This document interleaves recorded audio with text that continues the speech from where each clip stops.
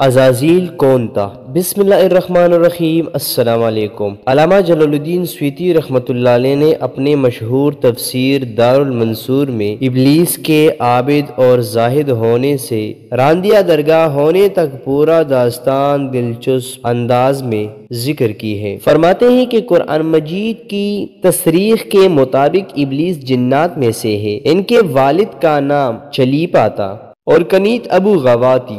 اس کے باپ چلیپا کا چہرہ شیر جیسا تھا۔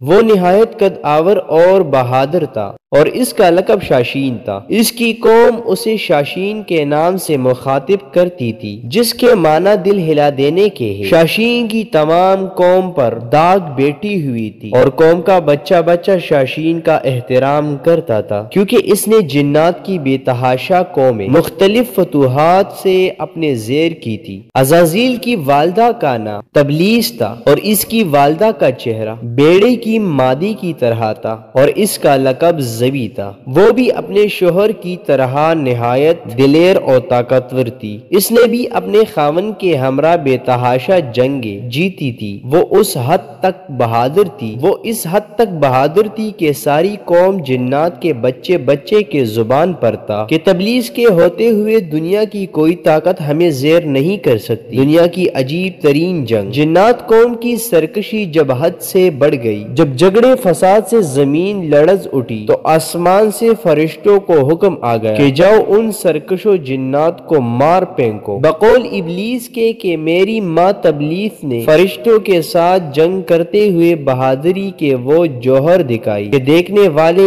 ایش ایش کر اٹھے۔ لیکن مشکل یہ تھی کہ جن اور فرشتوں کا کوئی جوڑ نہیں ہوتا، اور خود میرا یعنی ابلیس لعین کا بھی یہی خیال تھا کہ میری ماں کی بعید از قیاس بہادری کے مقابلے میں فرشتوں نے آ کر سخت غلطی کی ہے اور انہیں بڑی عبرتناک شکست ہو گئی۔ لیکن خدا جانے کیا ہوا کہ ہم کمزور پڑ گئے اور فرشتے ہم پر غالب آتے گئے۔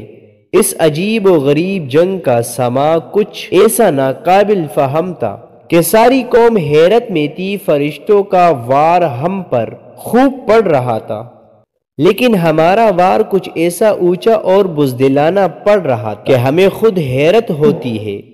قوم جنات کا جو بچہ بچہ میری ماں اور باپ کی بہادری کے گن گاتا تھا، آج انہی کو فرشتے دردناک طریقوں سے مار رہے تھے۔ اسی دوران میرے ماں اور میرے باپ جنگ میں مارے گئے۔ میں اس وقت شادی شدہ تھا۔ میری ملکہ اور بیٹا مرا بھی مارے گئے۔ چنانچہ ابلیس کے والد کا چہرہ شیر کی طرح اور والدہ کا چہرہ بیڑی کی طرح تھا، لہذا علم قیافہ کی روح سے ابلیس میں دونوں خصوصیات ہیں، یعنی وہ نہایت خوددار اور سرکش اور مکار ہے، اور ساتھ ہی نہایت خود غرض، فریبی اور دھوکہ باز بھی ہے۔ فرشتوں اور قوم ابلیس جنات کے درمیان جو جنگ ہوئی تھی، اس میں جو جنات قیدی بنائے گئے، ان قیدیوں میں شہزادہ ابلیس بھی موجود تھا۔ فرشتے جب بارگاہ باری تعالیٰ میں حاضر ہوئے تو ان کو حکم ہوا کہ عزازیل کی بہترین تربیت کرو۔ چنانچہ فرشتوں نے ابلیس کی تربیت بہترین انداز سے کی۔ حق جل جلال کے رتبہ اور جاہ و جلال سے آشنا کیا گیا۔